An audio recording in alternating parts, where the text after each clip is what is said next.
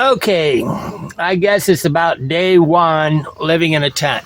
Okay, I'm Andy Lee Graham, and I've lived in 114 countries. And I can tell you that living in a tent or living in a car is more complicated than living abroad. Okay, and more expensive too. But I'm in the United States. Okay, and I'm going to talk some. I don't try to get too organized because I don't know. I probably get too famous. I don't want to be famous, okay? But that's not the point. But I'm just making jokes. But my first tent night day. So I set up the tent yesterday around noon with my sister and brother-in-law, and I'm going to put a sign on this. This is really kind of a result of Henry David Thoreau. Okay, Henry David Thoreau I read first time when I was about 15, and now I've read it about 5-6 times. And I just recently read it again on my smartphone, taking notes even. But nature is a calming influence, okay? But what I'm going to do is talk about all the different variables that are affecting me, the things that right off the top of my head that are something to consider when you're sleeping in a tent. Okay, I do think probably having a tent big enough. I don't think like I'm in a pretty big tent because my brother-in-law had one, and I jumped from the small one to a bigger one. But I do think that a tent needs to be maybe 6 inches minimum above your head. And probably, so an area, say 8 by 8 or something at least with this. So in a lot of ways, these canopy things might be a better tent than a regular tent. They have these canopies.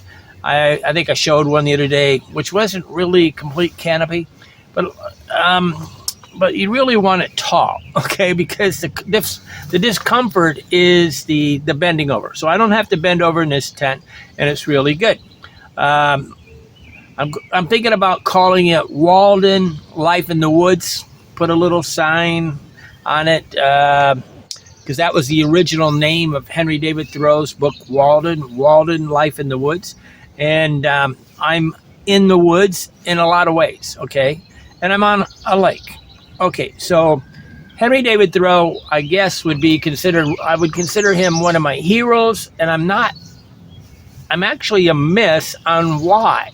I think it's because of his continual point of view of trying to be an individual, plus his work ethic that he saw that working was more than necessities, was really not always intelligence. Okay, so when you work more than you need, than what you just need to have for your necessities, like Maslow's hierarchy of needs or something like that, there comes a point where you're going, why are you working? Okay, because some people just do so much. I mean, saving money is a good idea, but the idea of having 10, say right now, the average American probably has, I don't know, 1,000 times more than they need, okay, at least. Okay, but first things first, birds make a lot of noise, okay? I'm in nature. Nature is kind of scary. There was something bumped the tent last night, and I saw a deer as I was driving around. I went for a little drive in the morning trying to go to actually an AA meeting, which didn't seem to be open. It don't know. Well, it didn't happen, but I did get a chance to buy a light bulb. I carry a light with me, which is most of the things that I use in a room are very applicable here. I'm going to talk about the differences, but I needed a new light bulb. And let's see, right there's my light. And it has a clip on it. And this is one of the most essential gears that I use, is because lighting is a very big problem anywhere you go. Okay, it's kind of chilly this morning. I'm trying to figure out, I forgot to do it, but I got to go outside and check to see if I have access to the breakers. Okay, what that means is that if I have electricity and I have water, but I want to make sure I have access to the breakers. So if I accidentally break, use too much electricity, or it hits a, flips a breaker, and that's, like a fuse, right? When you use too much electricity, it'll hit a breaker. And it got down to 52 degrees at least last night. I'm not sure exactly, but I have an indoor-outdoor thermometer. I think I'm going to put one inside the car and one inside the tent. If I can I found the first half of it. I don't know where the second half of it is, but indoor-outdoor thermometers are really, really good because you want to know what temperature it is. The hard part when you're traveling is where to put these things, because anything that they wouldn't know what they were, and they would just clean them up and throw them away. So you got to really hide these things when you're living in a hotel. But I really like this because a lot of people want to know what the temperature is, and I really don't care, but I do like to tell my friends. Okay, so I'll do that for them. But I'm using the car. So what I'm kind of doing is coming up with a system where I could come into the United States for 30 days, 60 days, 90 days, or something like that, and I could work. Because right now, I figured that I could work 51 days inside the United States very easily and earn enough money to go live abroad for a whole year. So 52 weeks in a year, whatever. Is that right? 51, 52. Okay, 52, I think. Okay, but the bottom line is, according to your pay scale, you can do the math. It costs me roughly $20 to $22 a day to live abroad, which is kind of including the airfare. Okay, so $22, like $800, $900, you could easily live. And the inflation that's happening inside the United States is not happening abroad as much as it is here. So as the pay scales go up, the number of days that you actually need to work inside the United States can decrease.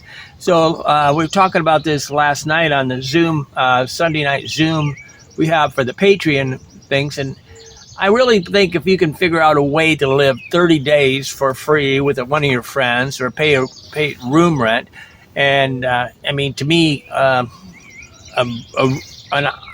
a good room rent would be like $300 a month, okay? And living in somebody's room in a house is not the same as a hotel. It's more like a hostel, and even kind of worse than a hostel because the rooms have a lot of things in them, okay? A hostel's, you do have a bed and it's kind of empty and you have a thing, but you're constantly trying to accommodate all the different things that an owner of a business, owner of a house has. Okay, so it is kind of stressful. People think that everybody wants you to do you a favor, but you got to also realize that your privacy is very important. Okay, so I've sit in a couple of friends in my guest house, but the privacy part, it's not the privacy of my personal, a little bit in one, but the point is that the privacy of having spaces where I can put my things, okay, that wasn't really arranged for my things. So I almost really slept out of the back, like a hostel. I leave all my stuff in my backpack, and I slept. Okay, but I did try to sign up for Uber yesterday, and as I can understand it, you have to have a 2007 car or newer. So you got to be real careful if you're going to have a car inside the United States to like work as an Uber or DoorDash or all these different food delivery services. Rich was saying that the food delivery is a much better way to go than the actual carrying of people, because there's all different problems with people, but the food delivery is kind of simpler. I don't know. I haven't done it. I did get approved to do it's very easy to get approved for the food delivery on Uber. But the way I have you have to have a 4-door car too, and you're going to have insurance. So for the people, I I don't know. There's a lot of insurance questions, and it's not clear at all. Don't get me wrong. It's not even slightly clear. But you have to have a driver's license, and you have to have, let's see, they do a criminal check or something. And I had a class D or C felony for drunk driving 37 years ago, and that didn't cause a problem. So some of you'd like to know that, maybe. I had a felony, drunk driving, and I suppose I could get it expunged, but I don't really care because I did the crime or whatever. I have 2 computers. One I carry in my backpack, and I'll probably be carrying two computers in my backpack. But normally, when I'm in a room, I take the one backpack, and they're synchronized with Google Sheets and Docs and stuff, and Google Keeps and stuff. And I can use either computer. I even actually learned that I had Windows 11 on it. I didn't even know it with a friend of mine. Okay, but you gotta. What one possible thing you could do, see, is have a used storage or rent a garage space. See, renting a garage space in New York City is going to be crazy. California is going to be crazy. But there is possibilities of renting a garage from one of your friends, garage space for, say, $50 a month, or just parking it outside. Now, if I park my car outside and I was living inside the United States, and say I left a bunch of things in the car, it's going to get broken into. And so this used storage stuff eats up all your money, okay? Any way you do it, if you can avoid having a used storage unit and you're trying to live inside the United States for 30 days and work and then go travel for the other 11 months, which is a really, at this point, it's getting better and better. It's getting at the wage scales like a $20 wages. This becomes very viable, okay? It didn't because the inflation, the cost of rooms has not increased abroad as much as it has in the United States, it's more the wages that have increased. But you got to park your car. So how, where would I park a car, and how do I keep things in it? And I don't know. I mean, the heat inside a car can be very, very damaging to a lot of things. Okay. So you kind of probably have things that wouldn't get damaged with heat, but then you're going to have mice and all sorts of problems, right? So, but ideally you'd have one friend. If you don't have any friends, okay, that'll help you at all, you're kind of shit out of luck, okay? One of the most important things to do of having, one of the reasons why I've been able to go to 114 countries and do this for 26 nonstop years is I have a lot of family and I have a lot of people love me, okay? And I really am grateful to have that. But I have internet, and right now, as you travel around, especially if you're living in the United States, you don't have to buy. See, it seems to be that I would have to pay right around $15 to $20 with T-Mobile to have internet on my my quad band unlocked Samsung smartphone, so that I could do the Uber or the DoorDash or these different systems, okay? Because I have to have that to use it. If I don't want to do this kind of job, which is a very easy on the go. It did say that I was available to do food delivery for the whole state of Indiana. That's pretty big. And that's nice, okay? That means I could roam around the whole state of Indiana. And the approval process was very, very fast. So I probably could go to another state and get approved pretty fast too. Okay, I don't know how it connects with your thing. You might be hearing a train. We have some trains here. I have some earplugs. Might as well talk about it. These are really good earplugs. I kind of put them in water, and they were really coming in valuable in Guatemala because of the noise.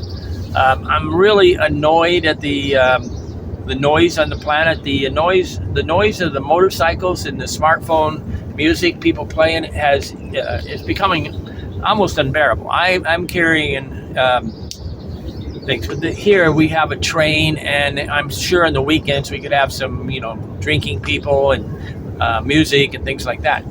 But the dogs are a problem, and I guess they had a couple yapper dogs the other day, that were causing problems. And this is always going to be a problem. The dogs have become an anthropomorphism problem. The dogs are more important than humans, okay? So you got to be real careful on the dogs. I mean, I actually have made a policy that if a woman has a dog, I'm not dating her, okay? I'm not going to deal with this kind of problem unless I had a couple children and I could have the dog for the children. I think the dogs for children is okay. I think dogs for personal use is kind of a problem, an emotional problem. Okay, music can be a problem. Privacy in a tent is not the same as a room, right? So I'm used to a lot of privacy where I can go in my room, change my clothes, and do this stuff. And I have almost 99% of the time, I have a private bathroom. Which, see, when you're living with in a guest room, you don't have a private bathroom normally. Sometimes, I'm sure you will, but so living with a guest room is valuable, and even renting a guest room is valuable. And I would still say right around $300 a month on the whole United States. The value of living in New York City or California isn't really more than Indiana, especially if you want to earn money. It's actually better to live in Indiana and earn $18 an hour than it is to live in California and have to pay, $900 a month, right? So the mathematics is a problem. Okay, but you got to get this math down. Math is travel, okay? I have to have there's kind of I've been looking in, I can kind of see into my tent from outside, and I'm sure at night it's even worse. And so I have to wear clothing. So I have a bag over here that I put in plastic. Everything's got to be you got to be real careful on anything on the floor, because like there's two bags over there, and those are, one of them is full of clothing that is for like night clothing, like pajamas and stuff. Then the other one's dirty clothes, and the other one's But I'm kind of classifying it. But I've taken. Let's see if we can see it. You can see that there's. I put some wood underneath these boxes, and I don't really want to buy big plastic containers because they're harder to store. On the other side is maybe down the line I would have a systemized same size plastic containers. But I'd love to have an app that would ring a bell telling me when the temperature was up to, say, 65 degrees, because the inside temperature and the outside temperature, you can heat the whole tent. I'll show you the size of the tent. Just a little electric heater can heat this whole tent. This actually has two rooms. There's a wall there, but the actual little, they got these little, I don't even call these things. You see that? That thing is really hard. That thing is really complicated to unhook in the dark. I actually am going to use my regular clothespins. These clothespins I consider essential gear. And you can buy them in Dollar Tree or Dollar General. Anybody that's not willing to go into Dollar Tree or Dollar General, I think ought to stay home. You gotta optimize your buying strategies, okay? And there's many things that are for $1.25 in Dollar Tree that are incredibly valuable for a traveler, like headsets. I buy these earphones all the time because to be a good neighbor, I often put these on. I even have an extension that I bought on eBay or something like that. There's a lot of problems with the sun using a computer in a tent. Okay, so I do have over here in the corner.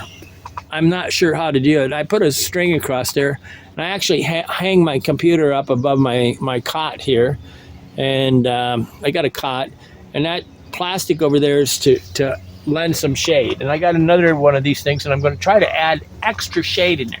Now, I can't hook anything onto the walls because I have different ways I can hook on, but you got to be real careful here, right? Things will rip and pull, and you don't want to rip the tent. So I'm not really sure how to hang things on the wall. I'm used to, hanging things on the wall, hanging things on the curtains, having things.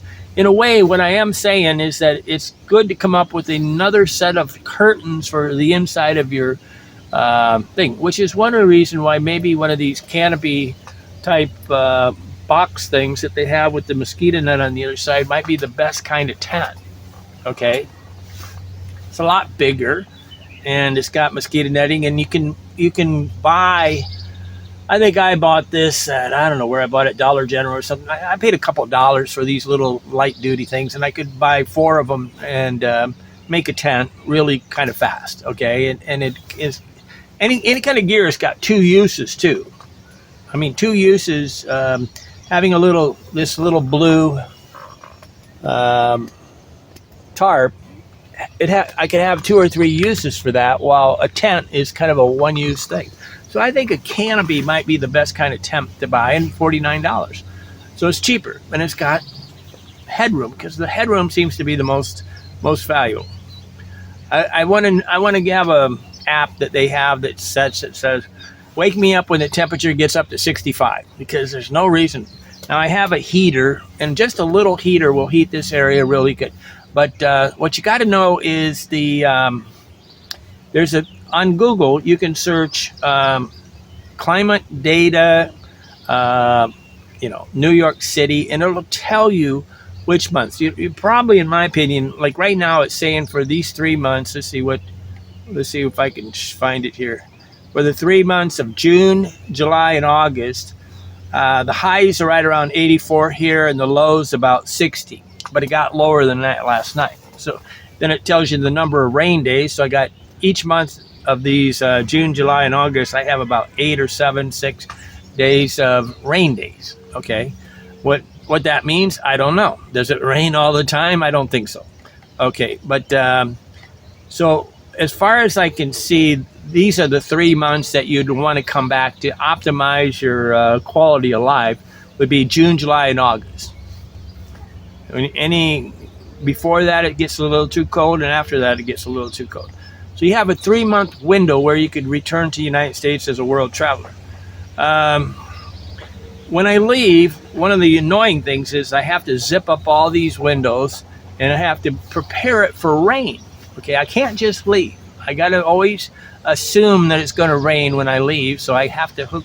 So there's kind of a prep room. Much more work here than living in a $10, $5. In Colombia, I was staying in a $6.50 room. In Guatemala, I was paying about the same. So about $7, you can easily rent rooms in most countries, from Mexico all the way to Chile and most of Southeast Asia. A little bit more expensive. Africa is actually more difficult. I mean, it's not cheaper than things. Then a lot of people think Africa is cheap. Africa is not cheap because the aid organizations and the missionaries are the #1 tourists, and they don't have a budget. They don't care about the value. They don't get value for their money. The most value for your money is probably someplace like Guatemala or whatever. Okay. I will tell you that my knees are pretty bad, so I've been taking ibuprofen, or I gave blood the other day, and they didn't like the fact that I take aspirin. So I switched to ibuprofen, okay, which I think is not as good for me, healthy for me, as aspirin. I just take these little baby aspirins, right? They're very expensive abroad. Ibuprofen and stuff is a lot more expensive abroad, so if you're going to leave, buy some. When I leave here, I walk barefoot outside. Now, when I'm going just for small errands, I'm probably going to get some sort of pan of water where I can dip my feet in here and clean off my feet and do it. They do this often in sand areas. You dip your feet in the water, then you step inside, and then you have on a towel. Now, I'm assuming that there's going to be water on this floor, so there's nothing on the floor. I'm trying to get everything off the floor. So you can see, again, I have these either plastic or a wood holding up all these boxes, or a plastic bag. And I'm on a cot. I can't really sleep on the floor like I normally do because I'm assuming it's going to rain.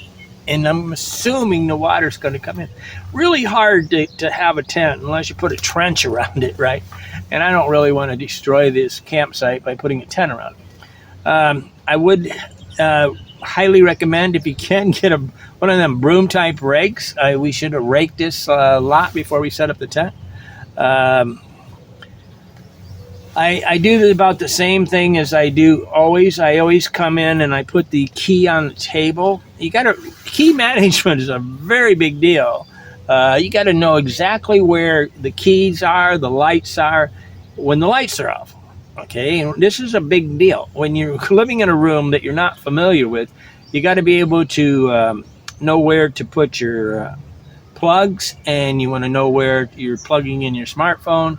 You want to know. So I have all these systems. I normally store the smartphone underneath the bed. Okay, so I plug it in, and then it's stored underneath the bed. That way, I have a king size sheet on that thing. That's why this is a Mexican blanket I bought for about $14. But I store it under there so I can't walk under it, and I don't want it on a table because if it's on a table, it'll fall off. Okay, most rooms, in the United States, it's not such a big deal, but abroad, all the floors are concrete, and I don't really break phones much, but I know that most people would really save a lot of money if they would store their smartphone on the floor. You got to know where the electricity is. Then you have this primitive camping, right? Primitive camping is going to be a lot more difficult. Now, it might be worth it to be a primitive camper if you could get like a $80 generator or something like that. And then you had the batteries. But I have two computers and I want to charge them. I can't really charge up a computer in McDonald's. There's not enough. It doesn't charge up that fast. Eventually, they'll solve this problem. But you got to understand that when you're in the dark, you got different problems. Now, I have, again, this is my normal. Let's see if I can do it. I made this clip-on thing. I got a little switch on it, and then when you get down to the bottom, it's got another plug connected to this thing, and this whole wire is about 20 feet. So I can go across the average, say, 15-foot room all the way across. And so I can have one plug, and I don't need to have a plug on every wall like a hotel should have. This doesn't have it. But the wind, big deal. Okay. Wind is a big deal, and the shade. Okay, so there's a very big tree with a trunk about as big as the redwoods I seen in California. I didn't see anything bigger than about 2 feet across, 3 feet across. There's a tree outside here 3 feet across, and I got very good shade. And I put it over here far enough so that when the sun sets in the afternoon, I'm still in the shade. Okay, so you got to figure out where the shaded spot is for the optimum thing if you want to use a computer. Okay, or you even want to see or read on your smartphone or something like that, right? I have two Kindles, so I can read in direct sunlight with a Kindle. This place has 2 beaches, and I think they'll be kind of busy on the weekend. But the wires are a big deal. Okay, so I'm putting all the wiring down one side of the room, and I'm still adjusting that. I've only been here one night, right? So the wires, as you can see, are a cluster, right? And I have all different ways to do this. I will often I won't take this. I have some electrical tape, and I'll probably tape a lot of these joints together so that they won't come up loose. Very important that your smartphone or your computer or everything doesn't come unplugged. So I just take, you can't use duct tape or masking tape. You have to use electrical tape, and electrical tape you can take off. Okay, but for some reason my light bulb broke, and I bought 2 light bulbs for $1.25. Simulated, they say, for a 100-watt light bulb. They're LED lights. They're much more safe and easy to carry than a regular, what do you call it? The old-fashioned type light bulbs. And they're pretty nice, and they don't heat up, and you don't have to worry so much about burning down the room. I mean, the other 100-watt light bulbs used to be really dangerous. My haircut makes it so that I can take a shower about any time during the day instead of just at in the morning.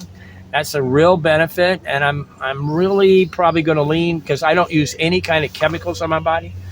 Okay, I have my father's IU's jacket on, makes me have some memories.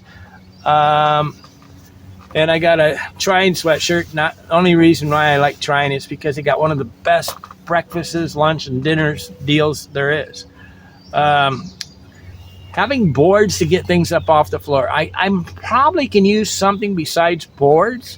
But ideally, I need something probably almost 1.5 inches thick. So like a 2x4 thick. And I would like to have, to put boxes on and everything. I want everything off the floor. Okay, now, being that I'm a Zen in the art of motorcycle maintenance type guy, I just throw my things down. Can't do that here. I'm using my car as a closet and a set of drawers, right? So everything, all my clothing is hanging up in the back seat of the car, and then I'm using the trunk to do it. Now, if I was going to be an Uber driver or a Lyft or any of these systems, I got to find a way to get that car super clean. Not really clean living in a tent. There's a constant influx of dirt. Nature is dirty.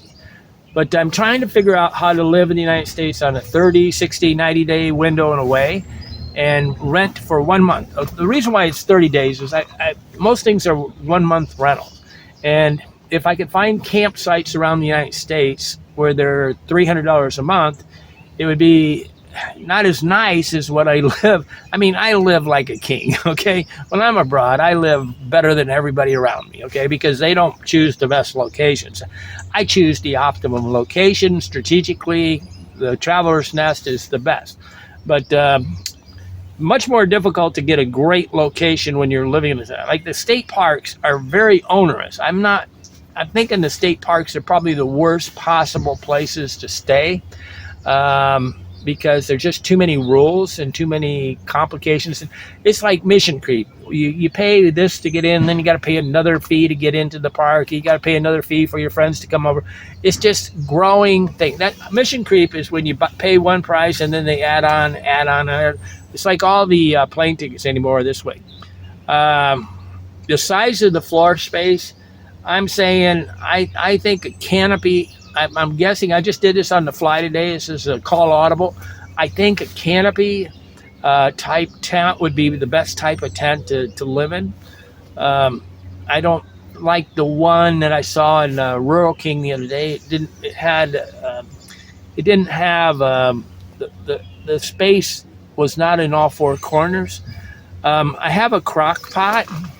My sister loaned me a crock pot, meaning that I can have a carnivore diet here, okay? And it appears that the electricity is not a problem because all these motorhomes, they use 10 times more electricity than me, right? These little window clips are pretty much worthless in the dark.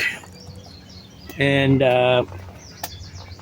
you gotta, I guess having strategic flashlights in, some of this gets to be real hard. You're sleeping. I got a pocket on each side of the tent, and I'm gonna have to stash flashlights in it, I suppose. Right now I have a light that I can turn on, and some of you are gonna try to do primitive camping, right?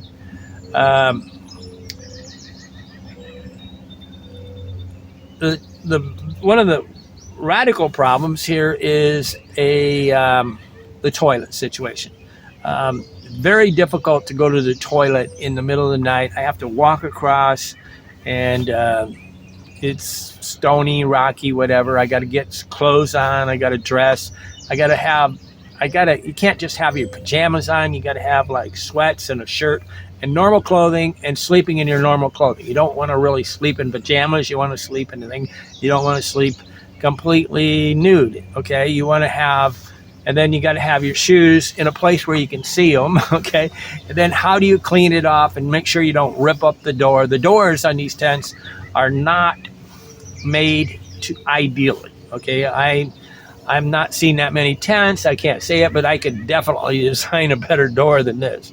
Okay, you need it so that you don't trip over it. You got to make it really wide, really fast and easy, and you don't want them to rip. But the tent makers are making tents that rip and fall apart so that they can sell another tent, a built-in obsolescence. I have a lot of spiders, okay, a lot of spiders. And we, luckily I was carrying duct tape. I carry duct tape, masking tape, electrical tape, Scotch tape. I carry all different types of tape for different reasons. I even carry some mosquito netting. So I was stuffing the mosquito net in at the door. I'm stuffing that into areas that where they don't have on this tent, that there's no way to bring the electrical cord in a logical way. Okay, I guess these tent makers, they sell tents. I'm not sure they ever think things through, but I need some. I'm going to try to buy some of these roll down things that collect flies and stuff, and maybe they'll catch some of these. We have a lot of different types of bugs here. This is not like a hotel room. You have multiple types of insects here. Haven't seen any centipedes, and I don't have any cockroaches. But I don't like to spray down rooms. I might buy some vinegar. Vinegar you can use as a spray device. And for ants, I use talcum powder, like baby powder. You don't want to breathe this stuff. It's really dangerous for you. But you can put, ants don't like baby powder, okay? So I have 3 towels, 3 pairs of shoes. I have a pair of shoes that can get wet. I have two shoes that can get wet. The one pair I bought, they're kind of tough. But I have I have a good pair of, I could just show you. There's my little flip-on shoes I bought in, here's my sandals. But I have to wear these with socks because they are, I don't know, they just give me calluses. They cut my feet. Okay, so I'm getting to the end of the thing. The chair situation. I think lawn chairs are kind of tough. This kind of chair that I have right here so far seems to be the best kind of chair, like a card. This is a card table, right? I have a card table here, and then I have one chair. I'm going to do a thing. Henry David Thoreau, when he wanted visitors, he would put a chair outside. Okay, and I've told all my family they can come and visit anytime they want. Don't call, don't need a text message, just stop in if you want to. That means that I have to be better dressed than normal, right? I bought a really nice robe for my sister, but she keeps giving it back to me. It's made out of typical clothing. It's over there in the corner. I have things from all these countries on the planet. I have my toothbrush. I have one in the car. I have one next to the bed. I have one next to the computer. I have like 6 toothbrushes all the time because I like women. Okay, and I think a man that doesn't take care of his fingernails or his teeth, I don't know what to say about you guys. You don't have any empathy. Fingernail clippers are close. Oh, I even show you. I even have one of them little toothpick things, right? Okay. First day. I just took some notes on this. I didn't try to really get specific. What I would really say, the biggest problem with the tent is it doesn't have these wall hangers. So how do I hang things when I don't have anywhere to hang things, right? It's much better to hang things. I guess if I was going to do this all the time, I would probably make a little plastic thing out of I'll show you my tripod. These are my tripods, but maybe I could do Well, those are tripods, okay? And that PVC pipe, you can put it together and you could make it so that you could construct it and pull the corners together, and you could make a sort of a place to hang things. Okay, it'd probably have to be in a triangular situation so that it kind of a gusset situation so that it stable. You can't just have legs because it'll rock over. You gotta have little angle things to make things stable. Okay, I'm here and you're not. Why not? I appreciate your time. Become a Patreon if you want to. I'm doing my best to try to get it so I can go live on every Sunday live. And we had 4 people on last night, and I'm hoping it'll grow. But I'm sort of leaving this free flow, laissez-faire, or whatever you want to call it, on any kind of subject you want to talk about. But 3 of the people on were good friends, so it's a lot of friend talk. We talk about personal things that are going on in our life, and you get friends. But what the valuable here is all of us are willing to help each other, okay? So that's a really good thing. This kind of heavy, I don't usually have a heavy jacket like this. I actually have a London fog jacket I usually wear, one of these professional jackets, right? My mom loved it when I wear my London fog jacket. But this is a little too heavy to carry in a backpack. So I go in layers. You got to always think in layers. But right now I have 5. I have 5 sweatshirts. I have long underwear. I have 2 or 3 t-shirts, and I do layers, right? Very tough to stay properly warm. I'm not going to say that the variations in temperature is really that makes me happy. I'm used to a very constant temperature.